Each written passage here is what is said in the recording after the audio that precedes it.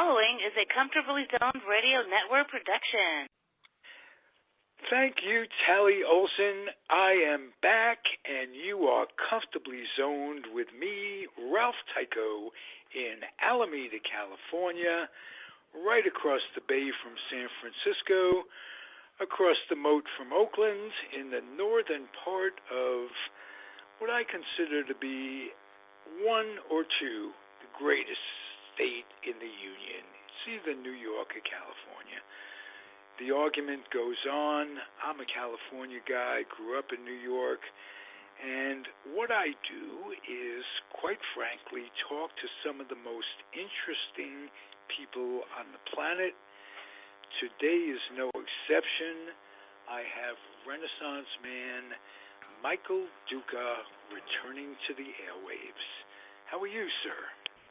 Well, I feel like I should be dressed like Leonardo. Just that you're dressed is all. And well, fortunately, it's radio. We'll never know. Right, you don't even have to be dressed. I'm doing the thing in my robe. Well, you might as well. I don't think I'd fit in your robe with you, Ralph.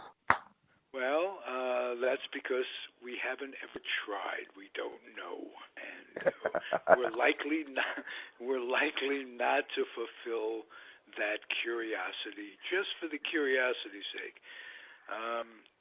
Maybe good reason, but it won't be idle curiosity. It might be silliness creeping up on us. Michael, one of the things you do as a Renaissance man is you are a press box rat, and I say that as a compliment. I think you once described yourself as that. You are apt to be in the press box of a San Francisco Giant game or an Oakland game, likely is not. And you're an official scorer. You do other things. I was watching the Giants last night, and it was funny. Mike Krukow and his co-announcer, whoever it was, there was a play that you must remember it, where guy just absolutely doesn't see it. Second baseman doesn't see it. Am I right? Yep. You are correct. Shortstop comes in and dives for the ball and doesn't get it. Mm-hmm. How did you score that?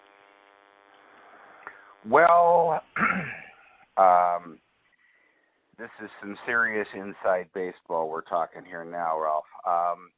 As it turns out, I was not the scorer last night, but I was in the press box, as you mentioned, and the scorer in charge initially called that an error and then came over and asked me what I thought.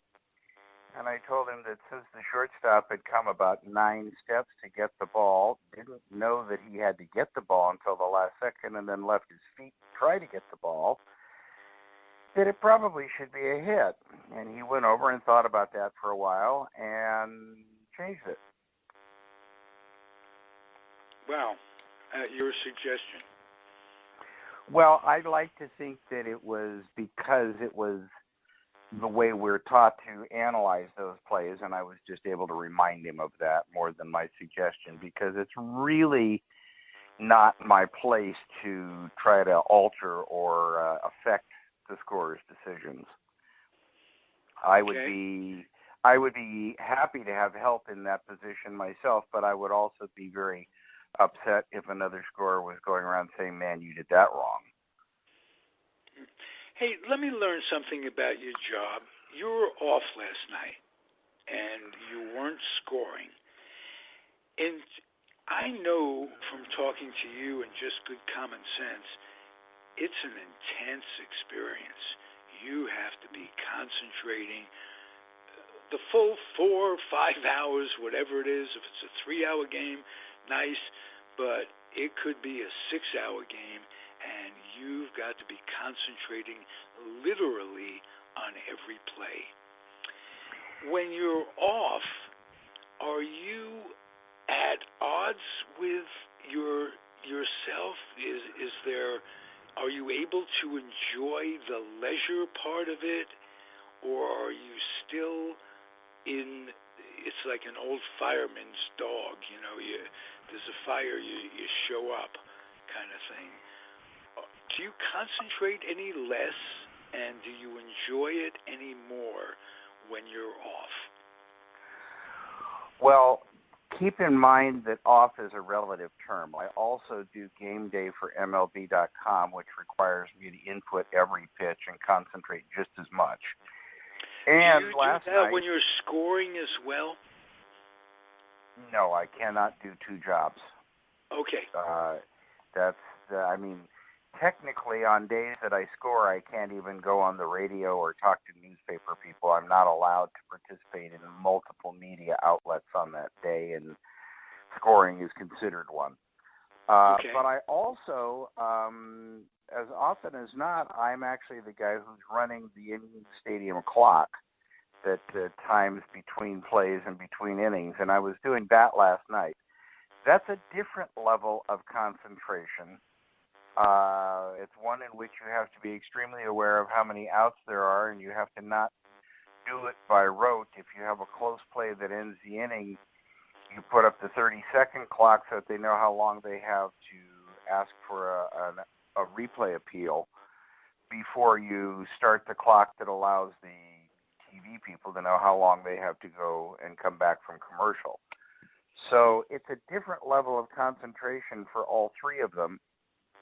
And in all instances, I enjoy the game, but I will tell you that if I'm doing MLB.com, where I have to follow pitch by pitch and track everything, then it's so granular that sometimes I look back on the game and I don't remember the final score or even how the game was won. Whereas in the other jobs, I'm able to take just one short step back from that absolute granularity and be able to really appreciate the ebb and flow of the game itself.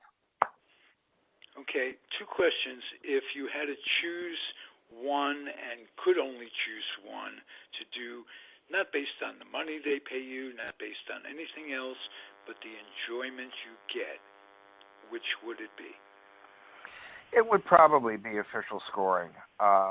It's a high honor, and I've done it for a long time now. This is my 16th season, my 23rd season doing game day. Excuse me. And, it would be hard to say goodbye to either of them. They're both kind of ingrained in me now. But no, I'm not asking you to choose, but just that was a great answer, official scoring. And I have another question. Because you are such a yacker and such a personable guy and so interesting, and you're in a press box situation, do you have two or three people on a nightly basis, not every night perhaps, but regularly, who you bat the game back and forth with as it's going on? Well, it depends. One of the reasons that it depends is when I'm doing the clock, I'm sitting down in the front row in the far right of the press box, and therefore surrounded by a different group of people than when I'm doing game day or official scoring and sitting in the second row directly behind the PR staff. So when I'm sitting in the second row, I'm usually conversing with the people immediately around me. If I'm scoring, I'm talking to the stringer for MLB.com. If I'm stringing, I'm talking to the official scorer and the PR staff. Otherwise, in terms of people that I always make sure that I touch base with on a regular basis, I would have to say Eddie Montague, the umpire supervisor, is probably at the top of that list. We chat virtually every day. Pardon me. If he's there, and he is most games, I'll talk with F.P. Santangelo Jr., just because I love to get the perspective of people in their 20s who are into the game and understand the game, but also understand how important it is for us to grow the game into the youth demographic and what we need to do that. It's a good perspective for a guy who's getting to the age where he wants to keep everybody but the shortstop off his lawn. And additionally, and now I'm blanking on Mark's last name because I just call him Mark, but the guy who does the late show for KNBR. He and I frequently sit next to each other down in the front row and have some commentary back and forth that probably will never make air. Okay. You mentioned Eddie Montague, an umpire, and I wonder if you guys talk about the prospective rule changes that they are experimenting with in the Atlantic League, basically to call every strike. Is that something that makes Eddie Montague's hair stand up in the back of his neck? We've talked about a lot of things, Ralph, and we've talked about a lot of rules. I have not broached the subject of electronic umpiring, and I haven't broached that subject for the very simple reason that I feel it would be a really, really short conversation. I don't think either one of us thinks it's a very good idea, and I don't think there's much more to say than that. Okay. Can you give me your opinion of why you think it's not a good idea? I'm not saying it's a right or wrong. I'm just from your standpoint. Because we have trying to do the mental gyrations right now. Something like 145 years of history of umpires calling balls and strikes, having some individual zones. If it weren't for the Eric Gregg game, Braves against the Marlins, we probably wouldn't talk about that postseason at all. The individual quirks of balls and strikes give everybody something to argue about. If you absolutely know that this is cut and dried electronic and there's no argument over it, we've already eliminated most of the disagreements, most of the arguments, and therefore most of the ability for personality and color to be displayed out on the field anyway. We're scrambling around trying to find ways to engage young people in the game, and we're making the game more and more visibly antiseptic to the point that we, I think, risk losing the appeal of the game if we take away too much of it. And I think that having the umpires make those calls. Call it right. There's the balance of wanting to get the play right. I understand that.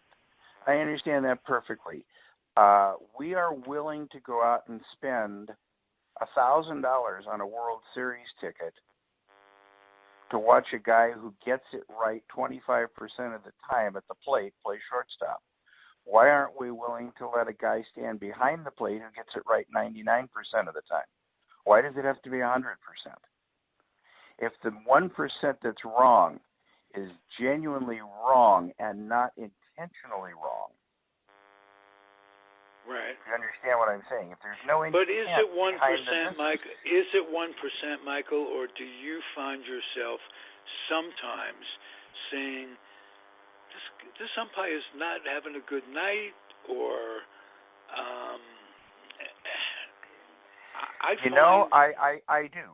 do find myself saying at times this umpire is not having a good night. But here's the thing. Here's what everybody has to really pay very careful attention to. The strike zone is not a rectangle, and it is not a two-dimensional object that television projects onto a screen. It's a three-dimensional space, the shape of home plate. Mm-hmm. It has depth. It tapers at the back, and that is a very good point. It is not a square. It is. It's shaped like a Monopoly house. Yes. It's like a Monopoly house laying on its side, and what the ball and strike, what you see on television shows you where the baseball crosses into the front of home plate. So it may cross into the front of home plate above the strike zone, but if it's a breaking ball, it may drop into the strike zone on its way to the back. And what looks to you like it's not a strike may very well be one. Not only that, as I said, as long as the umpire, all I ask for, and Eddie and I have had this conversation 1,000 times, all I ask for is that whatever a first inning strike is a ninth inning strike. I don't like strike zones that start out rectangular and wind up as a trapezoid that are wider at the top or wider at the bottom all of a sudden, or however you want to describe a changing strike zone. I don't want to see the strike zone float during the game, and I don't want to see it change shape. If it's an oddball shape to begin with and it stays an oddball shape, then you know what? These are the 1,000 best guys in the world at doing this. They can adjust to that. And that's all they ask for, too. It's consistency. Yep. Okay. Boy, I feel like I'm getting stuff, all my questions answered about what it would be like to sit in the press box. Are there people in the press box that, and please don't name any names, that would rather not be there, unhappy people in their jobs? Well, we could do a whole entire podcast series on this, Ralph. I'm not sure that there are people that are unhappy in their jobs, but I think that first of all, I think there are a lot of people in the press box who get jaded. They come to 180, 190 baseball games a year if you count spring training, and cover the sport in the off season, and they've done it for 15, 20, 25 years, and they've lost the sense of wonder of where they are. It's just a job. And it's unfortunate when that happens to anybody, but it's particularly unfortunate when your job is to tell people, I put it this way, Ralph. I always remember that right outside the window, there's somewhere between 10 and 40,000 people who would give up their firstborn to trade places with me for one night. Give up the whole family. And I never forget that. And in the times when I was going down and talking to players after the game, I always tried to ask questions that would illuminate the game for a fan. Not necessarily intellectual exercises that would satisfy my own curiosity. Those we might pursue offline or sitting in the dugout before a game when there's nothing on deadline. But on deadline, I always would try to ask the kinds of things that the fan would want to know. I always remembered that I was a surrogate there, that I was there for them instead of them. And I think that there are some people in the press box who either don't think that way or have stopped thinking that way. And there's also a whole lot of folks in the business of writing who right now have no choice but to spend 80% of their time doing their job and the other 80% of their time looking over their shoulder wondering if their job's going to be there by the end of the game. The industry is so fluid, and in particular newspapers and other hard copy items are in such flux that, it's one of those things where it almost doesn't matter how well you do your job because your job may go away despite that. Okay. You are as much of a lover of the game as I've ever met. And I'll bet I'm as much a lover of the game as you've ever met. Some more, some less, but you know what I'm saying. You're close. You're up there with Leonard Coppett. Oh, whoa. The first interview I ever did was with Leonard Coppett. There you go. I have that on. I'm going to put that, as a matter of fact, it's archived, and I'm gonna post that. I get goosebumps when you say that. Thank you. I have, as I'm sure most fans have, kind of a ritual when I go into a stadium, a cathedral. How I see the grass for the first time, taking in the crowds. Is there something that every time you go in, what goes through your mind originally? Is it just being grateful for being there? Well, the first thing that usually goes through my mind, I'll be brutally honest with you, is I made it on time despite all the damn traffic. Right. And there's usually a decompression period there. Yes. But beyond that, I'm going to answer this anecdotally, and I'm going to go well back into history. I'm going to go back to an April day in 2000 when Pac Bell Park was ready to host its very first game against the Los Angeles Dodgers on opening day. I got there early, and by early I mean I got there around 8:30 just because I wanted to. Right. And among other things, I was literally the first person to go down the slide in the Coke bottle that day. It was the first time that I'd ever done it. It was the last time that I've done it, but I was the first person to go down the slide that day. And one of the things that I did that day was when they opened the gates,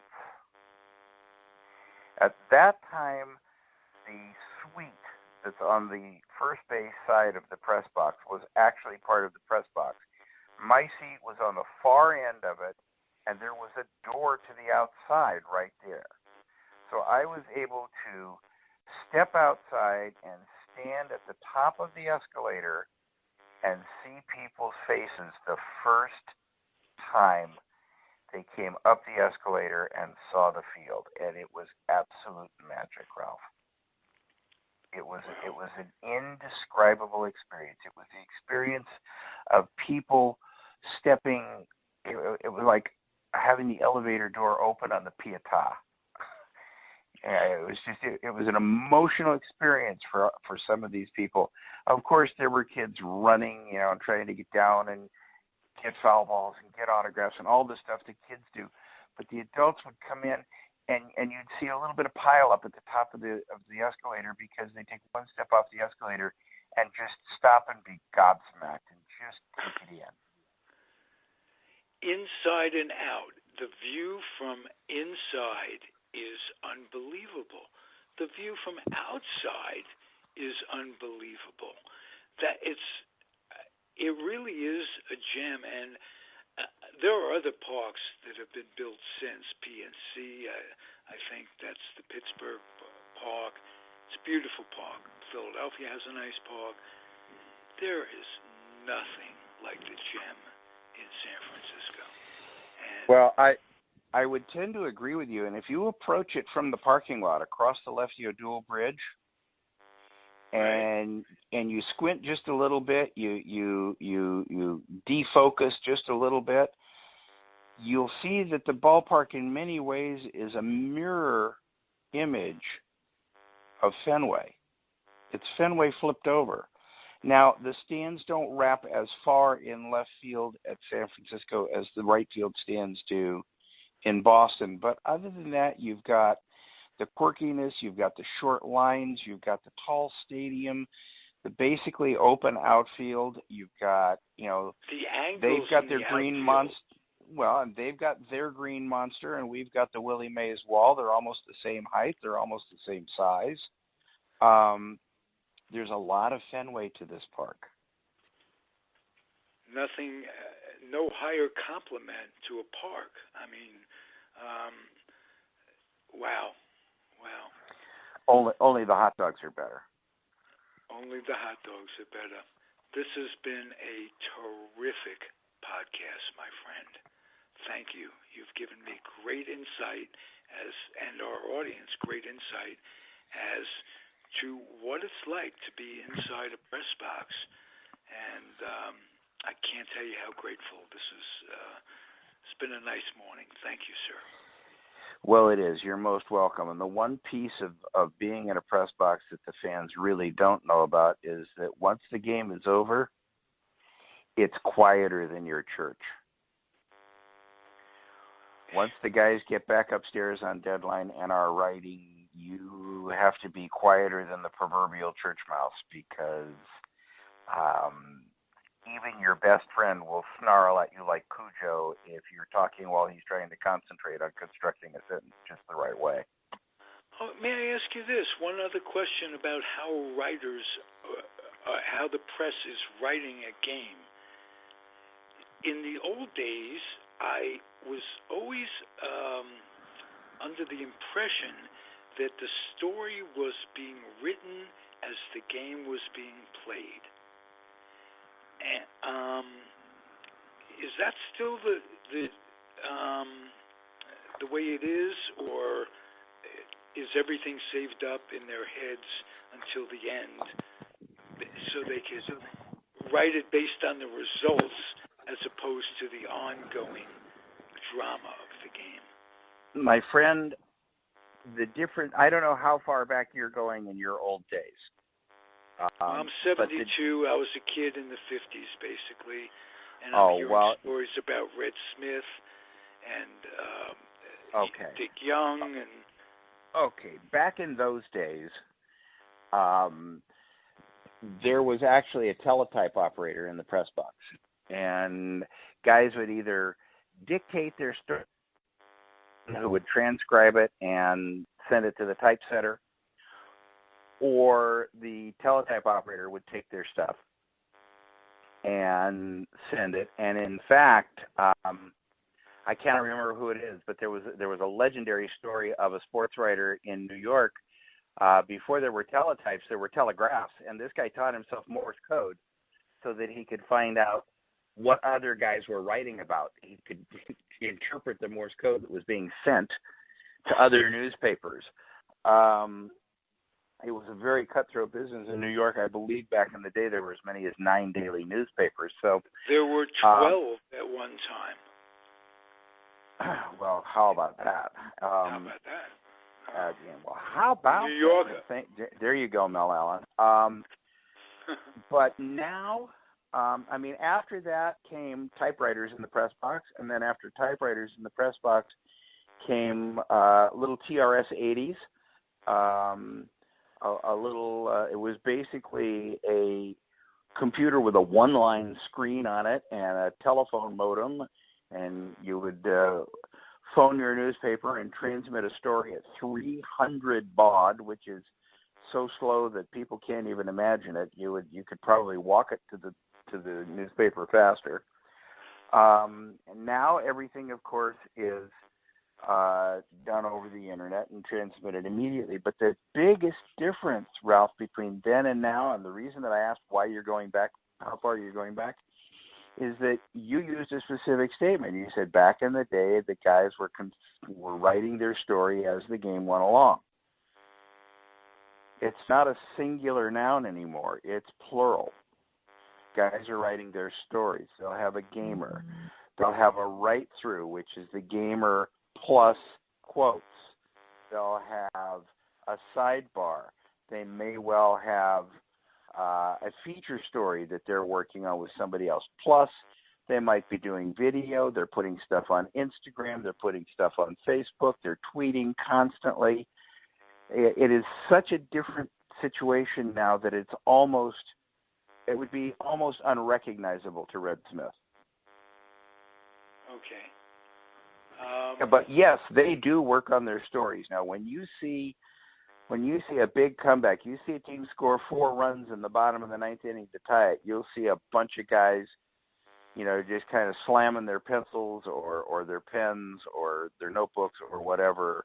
And in particular, the guy that suffers the most is whoever's covering the game for the Associated Press, because they have to hit send like within 90 seconds after the end of the game. And so if you're a writer, you learn to write 3 ways. You write a win lead, a lose lead, and a tie lead. The tie lead is exactly what it sounds like. When the game's tied after 9 innings, you write the game story so that you can very rapidly adjust it in either direction just in the first paragraph. Okay. Did you ever consider being a sports writer? Was that sure. ever something? Absolutely. My first byline came when I was either 15 or 16, Pasadena Independent Star News. I covered Pasadena high school sports for a paper with a circulation of about 70,000. Wow. Wow, indeed, for a kid. Before that, I was what was known as a local stringer. When I was in San Diego for the San Diego papers, I would phone in after our high school football, basketball, and baseball games, phone in a short 2 to 3 paragraph recap with scores and important stats. And then when I got up to L.A. in my junior year of high school, I did that for the L.A. Times as well as writing for the Star News. And then Michael, when I went to school, San Diego yeah. sports. I'd like to know anything about the late Tony Gwynn that may surprise me, good, bad, or indifferent. I'd like to know your interactions with him over the years. He was a delightful guy who could be hilariously profane. I mean, just hilariously profane. I remember when he was doing his farewell tour, of course, that lasted for a whole year. But, by the time September rolled around, I went down to do an interview with him, tape an interview with him about it. And I couldn't use half the interview because he was so cranky about having to talk about the same thing for the 8,000th time that he just, constantly let his true feelings about it slip through. It was kind of like it was a little bit like listening to Lenny Bruce as a baseball player. Right, or a podcast radio show. Yeah. Every now and again, you got to say what you got to say. Yep. Thank you, sir. Good show. Thank you. It was my pleasure. Okay. Thank you for listening, everybody. We'll be back at you before you know it. Adios. The proceeding has been a Comfortably Zoned Radio Network production. You are hereby advised to keep your humor dry, your dreams wet, your children and grandchildren out of military recruiting stations, and off the laps of clerics who wear dresses. Thank you for listening.